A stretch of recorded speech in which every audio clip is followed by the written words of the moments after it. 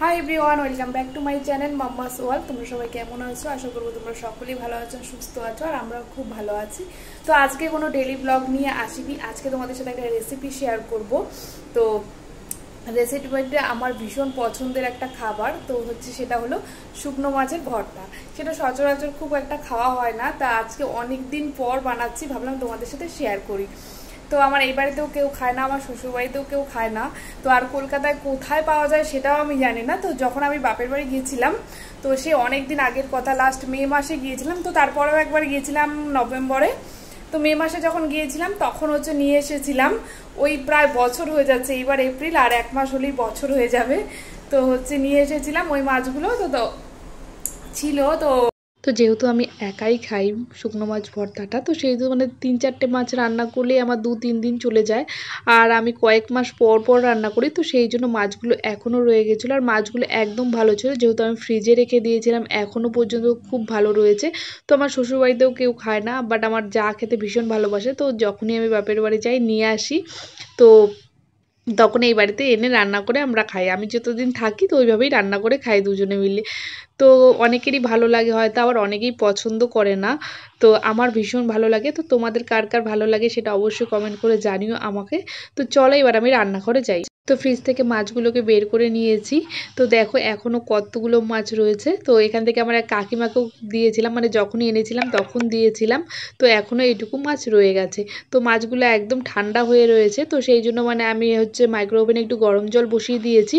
তো গরম জলের মধ্যে এটা মাছগুলো দিয়ে দেবো। তো এখানে আমি 3-4-5টার মতো মাছ নিয়েছি, তার সঙ্গে এখানে আমি দিচ্ছি গরম জল। তো গরম জলটা দিলে কি হবে, মাছের ওপরে যে একটা মানে আঁশ হয় না, মাছের চোচা যেটা হয়, সেটা একদম পরিষ্কার হয়ে যাবে। ঠান্ডা জল দিলে অনেকটা টাইম লাগবে এটা হচ্ছে তুলতে, আর গরম জল দিলে না কিছুক্ষণ 5-7 মিনিট ভিজিয়ে রাখলেই একদম নরম হয়ে যাবে আর পুরোটা উঠে যাবে।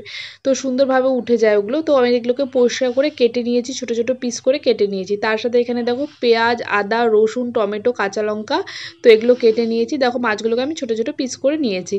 তো এটাতে পেঁয়াজটা একটু বেশি লাগে, তো রসুনটাও বেশি হলে ভালো হয়। বাট আজকে না আমার একদম রসুনটা ছিল না, আমার একদম খেয়ালই ছিল না যে রসুন নেই ঘরে। তো ওই যতটুকু ছিল অতটুকুই আমি নিয়ে নিয়েছি। আর এদিকে হচ্ছে কড়াটা বসিয়ে দিয়েছি।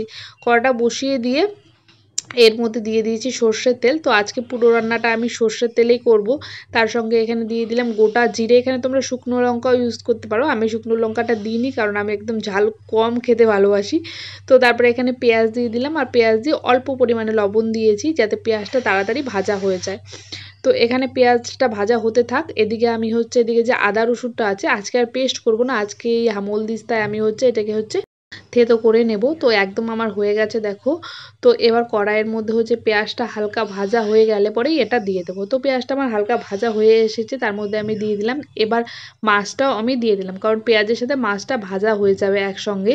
তো তোমরা চাইলে মাছটাকে আগে থেকেও ভাজা করে রাখতে পারো। তো যখনই তুমি তেলটা দেবে, তেলটা দিয়ে হচ্ছে মাছটা ভেজে রেখে তারপরে তুমি পেঁয়াজটা দিতে পারো। আমি সেটা করিনি, আমি একবারে পেঁয়াজটা দিয়ে তার মাঝখানে যে পেঁয়াজটার সঙ্গেই মাছটা দিয়ে দিলাম, সেটা হালকা করে ভাজা হয়ে যাবে। তারপরে এখানে দিয়ে দিলাম টমেটো আর কাঁচা লঙ্কা দুটো। তো এখানে আমি এবার সব মশলাগুলো দিয়ে দেবো। এর মধ্যে দিলাম লঙ্কা গুঁড়ো, ধনে গুঁড়ো, জিরে গুঁড়ো, হলুদ, এইটুকুই দিলাম, তার সঙ্গে পরিমাণ মতো লবণ। তো আমি যেহেতু প্রথমে অল্প পেঁয়াজে লবণ দিয়েছিলাম, তারপরে আমি এখন একদম অল্প দিয়েছি, কারণ এটা কিন্তু হতে হতে একদম অল্প হয়ে যাবে। তো সেই জন্য লবণটা একটু মানে ভালোভাবে দিতে হবে। তো দেখো এটা আমি ঢেকে দিয়েছিলাম, ঢেকে দেওয়ার পরে একদম হচ্ছে শুকিয়ে গেছে। তো পুরো পেঁয়াজগুলো সেদ্ধ হয়ে গেছে। তারপরে একটু ভাজা ভাজা করে এখানে আমি নামিয়ে নিয়েছিলাম। লাস্টে আমি একটুখানি চিনিও দিয়েছিলাম, সেটা মানে ক্লিপ নিতে ভুলে গেছি, বলে দিলাম তোমাদের। চিনিটা দিলে কি হয়, মানে পুরো রান্নাটার যে ব্যালেন্সটা, ঝাল নুন সবের ব্যালেন্সটা এসে যায়। তো রেসিপিটা কেমন লাগলো অবশ্যই কমেন্ট করে জানিও। ভিডিওটা যদি ভালো লাগে প্লিজ আমার চ্যানেলটিকে সাবস্ক্রাইব করে দিও। আর তোমরা কে কে